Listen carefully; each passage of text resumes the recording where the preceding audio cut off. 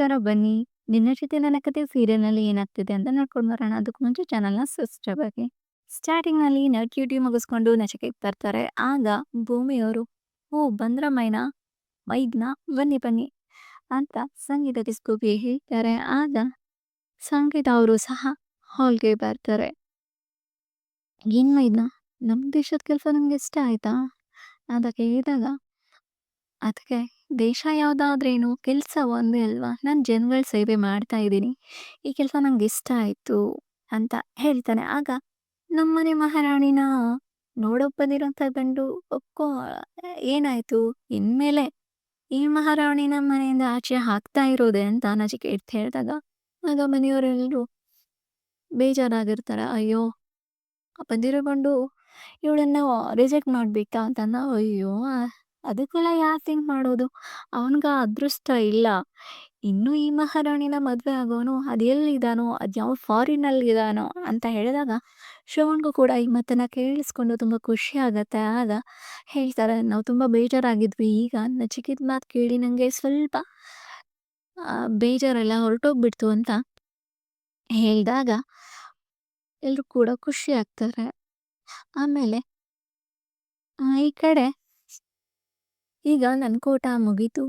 ಈಗ ನಿನ್ ಕೋಟ ಮುಗೀತು. ಇನ್ನು ನನ್ನ ಕೋಟ ಸ್ಟಾರ್ಟ್ ಅಂತ ಇಲ್ಲಿ ಭೂಮಿ ಹೇಳಿ ಸಂಗೀತ ಅವ್ರಿಗೆ ಬಾಯ್ ಹೇಳ್ಬಿಟ್ಟು ಹೋಗ್ತಾರೆ. ಆಗ ನಚಿಕೇತ ಹೇಳ್ತಾನೆ, "ಅದ್ ಅದ್ಕೆ ಈ ಮನೆ ಮಹಾರಾಣಿ ಅಲ್ವಾ? ಅವ್ರು ಯಾಕೆ ಕೆಲ್ಸಕ್ಕೆ ಹೋಗ್ಬೇಕು" ಅಂತ ಅಂದಾಗ ಸಂಗೀತ ಅವರು ಹೇಳ್ತಾರೆ, "ಅವಳು ಸ್ವಾಭಿಮಾನಿನಪ್ಪ.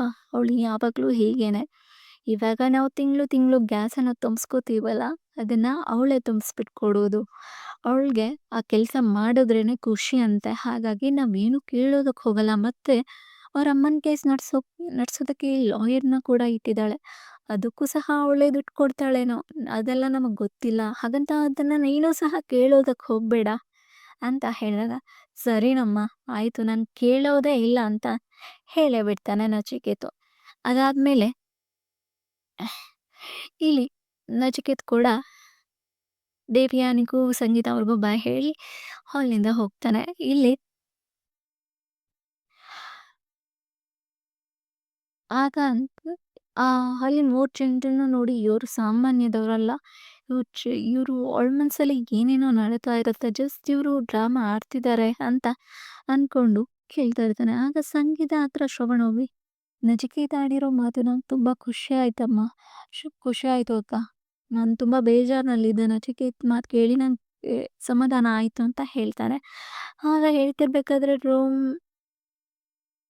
ಇಲ್ಲಿ ನಚಿಕೇತು, ಅಂಜನಾ ಮತ್ತೆ ಇಬ್ರು ಕೂಡ ಬಂದ್ಬಿಟ್ಟು ಅಜಿತ್ ರೂಮ್ ಹತ್ರ ನಿಂತ್ಕೊಳ್ತಾರೆ.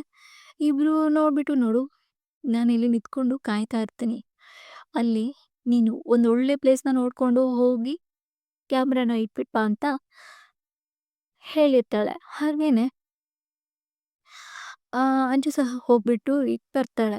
ಅಲ್ಲೊಂದು ಕೃಷ್ಣನ ವಿಗ್ರಹ ಇರುತ್ತೆ. ಅದ್ರ ಹಿಂದೆ ಇಟ್ರೆ ಅವರ ಒಂದು ಮಲಗುವಂಥ ಜಾಗ, ಬೆಡ್ ಶೋ ಆಗ್ತಾ ಇರುತ್ತೆ. ಹಾಗೆ ಪಕ್ಕಾ ಗೊತ್ತಾಗೇ ಆಗತ್ತೆ ನನಗೆ ಅಂತ ಅಲ್ಲಿ ಕ್ಯಾಮ್ರಾವನ್ನ ಇಟ್ಬಿಟ್ಟು ಬರ್ತಾಳೆ. ಇವರು ಇಬ್ರು ಪ್ಲಾನ್ ಸಕ್ಸಸ್ ಆಯ್ತು. ನಾನಿವಾಗ ಕ್ಯಾಮ್ರಾ ಇಟ್ಟು ಬಂದಿದ್ದೀನಿ. ಇನ್ಮೇಲೆ ನಡೆಯುವಂಥದ್ದೆಲ್ಲ ನಮಗೆ ಗೊತ್ತಾಗತ್ತೆ ಅಂತ ಇಲ್ಲಿ ಅಶ್ವಿನಿ ಮತ್ತೆ ಅಂಜನಾ ಇಬ್ರು ಕೂಡ ಅಂದ್ಕೊಳ್ತಾರೆ.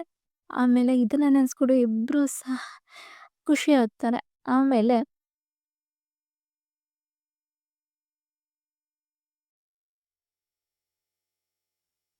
ಆಮೇಲೆ ಅವಳು ಮುಖಕ್ಕೆ ಮಸಿ ಹಚ್ಚಿ ನಾವು ಮನೆಯಿಂದ ಅವಳನ್ನ ಆಚೆ ಹಾಕ್ಬೋದು. ಆಮೇಲೆ ನಿನ್ನ ಕೆನ್ನೆಗೆ ಅರಿಶಿನ ಹಚ್ಚಿ ಅಜಿತ್ ಜೊತೆ ಮದುವೆ ಮಾಡಿಸೋ ಜವಾಬ್ದಾರಿ ನಂದು ಅಂತ ಅಶ್ವಿನಿ ಸಹ ಹೇಳಿದಾಗ, ಇದನ್ನ ಕೇಳಿಸ್ಕೊಂಡು ಅಂಜುಗೆ ಸಖತ್ ಖುಷಿ ಆಗ್ತಿರತ್ತೆ. ಇಬ್ರು ಸಹ ಅದೇ ಖುಷಿನ ಎಂಜಾಯ್ ಮಾಡ್ತಾ ಇರ್ತಾರೆ.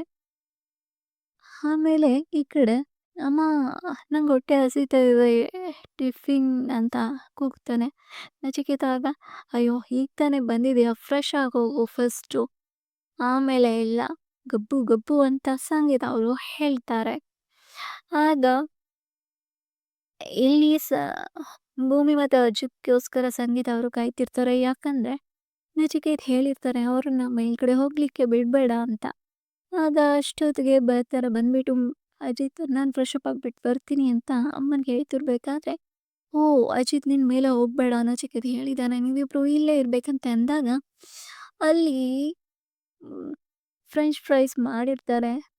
ಅದನ್ನ ಸಾಸ್ ತಗೊಂಡು ಸಾರಿ ಅಂತ ಬರ್ಕೊಂಡು ಪ್ಲೇಟ್ ಮೇಲೆ ಬರ್ತಾನೆ ನಚಿಕೇತ್. ಅಣ್ಣ ಅದ್ಕೆ ನಾನ್ ನಿಮ್ ಮೇಲೆ ಇವ್ರೆಲ್ರೂ ಅನುಮಾನ ಪಡೋ ರೀತಿ ನಾನ್ ನಿಮ್ ಮೇಲೆ ಅನುಮಾನ ಪಟ್ಬಿಟ್ಟೆ. ಸಾರಿ ಇನ್ಮೇಲೆ ನಾನು ಯಾವತ್ತೂ ಅನುಮಾನ ಪಡಲ್ಲ. ಅಮ್ಮ ಹೇಳಿದ್ರು ನಿಮ್ ಮದ್ವೆ ಬಗ್ಗೆ. ನಾನ್ ಇನ್ಮೇಲೆ ಯಾವತ್ತೂ ಅನುಮಾನ ಪಡಲ್ಲ ಅಂತ ಹೇಳಿ ನಚಿಕೇತ್ ಹೇಳ್ತಿರ್ಬೇಕಾದ್ರೆ ಸರಿನಪ್ಪ ಅಂತ ಅಜಿತ್ ಹೇಳ್ತಾನೆ. ಆಗ ಫ್ರೆಂಚ್ ಫ್ರೈಸ್ ಮತ್ತೆ ಸಾಸಲ್ಲಿ ಬರ್ದಿದ್ದಂಥ ಸಾರಿ ಪ್ಲೇಟನ್ನ ಅವ್ರ ಮುಂದೆ ಇಡ್ತಾರೆ. ಆಗ ಅಜಿತ್ ಹೇಳ್ತಾನೆ, ಅಯ್ಯೋ! ನಾನ್ ಹೇಳಲ್ಲ. ಅಯ್ಯೋ!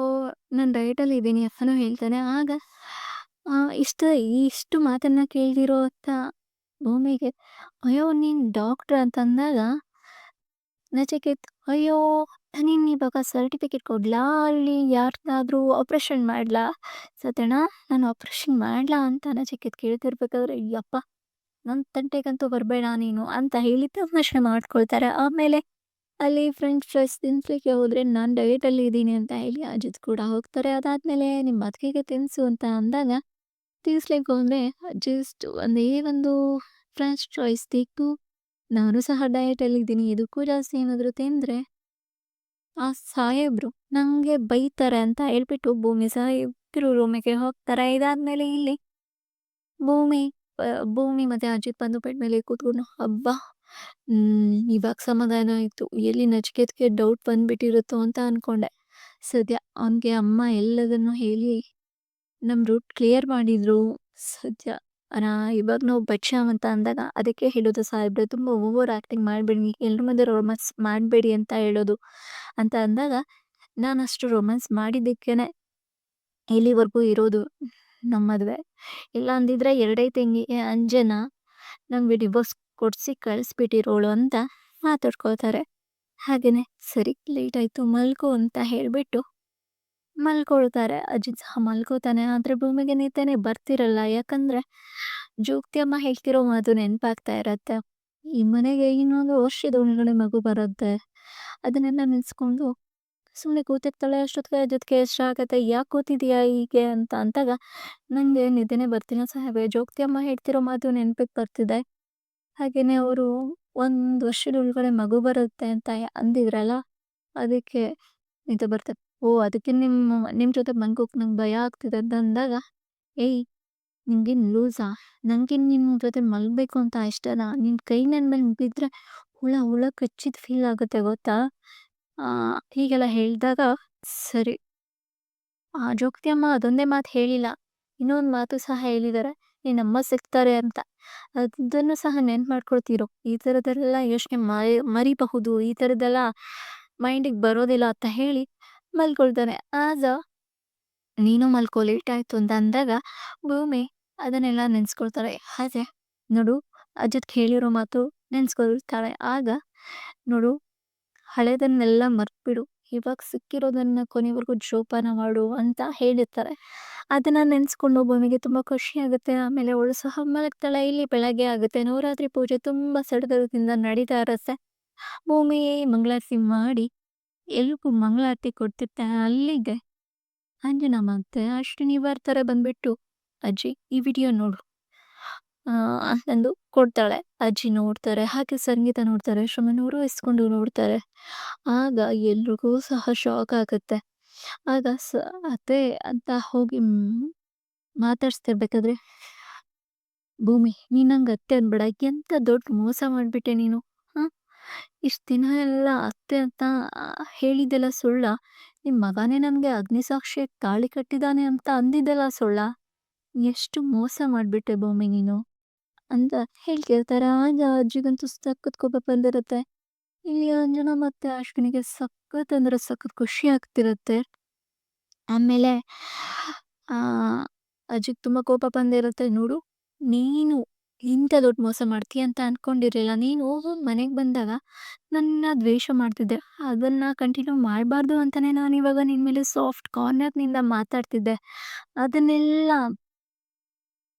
ಹೇಗೆಲ್ಲ ಯೂಸ್ ಮಾಡ್ಕೊಂಡ್ಬಿಟ್ಯಲ್ಲ ನೀನು.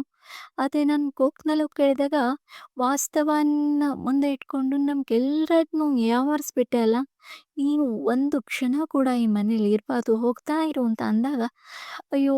ಅಜ್ಜಿ ನಂದು ಒಂದು ಮಾತು ಕೇಳಿ ಅಂತ ಹೇಳ್ತಿರ್ಬೇಕಾದ್ರೆ ನಿನ್ನನ್ನ ನಂಬಿದ್ದಕ್ಕೇನೆ ಇಷ್ಟೆಲ್ಲ ಮೋಸ ಮಾಡ್ಬಿಟ್ಟೆ. ನೀನು ಒಂದು ಕ್ಷಣ ಕೂಡ ಮನೇಲಿ ಇರ್ಬೇಡ ಅಂತ ಅಂದಾಗ, ಅಂಜು, ಅಶ್ವಿನಿ ಇಬ್ರಿಗೂ ಅಜಯ್ ಹೇಳ್ತಾರೆ, "ಅವಳನ್ನ ಮನೆಯಿಂದ ಆಚೆ ಬಿಟ್ಟು ಬನ್ನಿ" ಅಂತ ಅಂದಾಗ, ಇಬ್ರು ಸಹ ಕೈನ ಎಳ್ಕೊಂಡು ಹೋಗಿ ಆಚೆ ನಿಲ್ಲಿಸಿದ್ದಾರೆ. ಭೂಮಿ ತುಂಬಾ ಅಳ್ತಿರ್ತಾಳೆ. ಈ ಕಡೆ ಅಜ್ಜಿ ಬಂದ್ಬಿಟ್ಟು ಶ್ರವಣ್‌ಗೆ ಹೇಳ್ತಾರೆ, "ನೋಡು, ನೀನ್ ನನ್ ಮೇಲೆ ಆಣೆ. ನೀನ್ ಈ ತಕ್ಷಣನೇ ನಮ್ಮೆಲ್ರ ಕಣ್ಮುಂದೆನೆ ಅಂಜುಗೆ ತಾಳಿ ಕಟ್ಬೇಕು.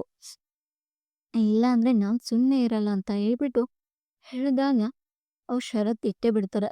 ಈಗ ಶ್ರವಣ್ ಪ್ಲೀಸ್ ನಂದೊಂದೇ ಒಂದು ಮಾತು ಕೇಳಿ ಅಂತ ಅಂದಾಗ, ನೋಡು ಈ ವಿಚಾರದಲ್ಲಿ ನೀನ್ ಏನು ಮಾತಾಡೋ ಹಾಗಿಲ್ಲ ಅಂತ ಅಜ್ಜಿ ಬಾಯಿ ಮುಚ್ಚಿಸ್ತಾರೆ. ಆಗ ಅಜಿತ್ ಮನಸ್ಸಲ್ಲೇ ಅಂದ್ಕೊಳ್ತಾನೆ, ಇವಳು ಬೇಡ ಅಂತಾನೆ ನಾನು ಇಷ್ಟೆಲ್ಲ ನಾಟಕ ಮಾಡಿದ್ದು. ಆದ್ರೆ ಈಗ ಇವಳನ್ನೇ ಕಟ್ಕೋಬೇಕಾ ಅಂತ ಅಂದ್ಕೊಳ್ತಿರ್ತಾನೆ. ಇಲ್ಲಿಗೆ ಎಪಿಸೋಡ್ ಎಂಡ್ ಆಗುತ್ತೆ. ನೆಕ್ಸ್ಟ್ ಎಪಿಸೋಡಲ್ಲಿ ತಾಳಿನ ಕಟ್ಸೇ ಬಿಡ್ತಾರಾ ಅಥವಾ ಅಜಿತ್ ಭೂಮಿ ಪರವಾಗಿ ನಿಂತ್ಕೊಳ್ತಾರಾ? ಏನ್ ಮಾಡ್ತಾನೆ ಅನ್ನೋದನ್ನ ನಾವು ತಿಳ್ಕೊಳ್ಳೋಣ. ನಮಸ್ಕಾರ. ಬಾಯ್. Take care.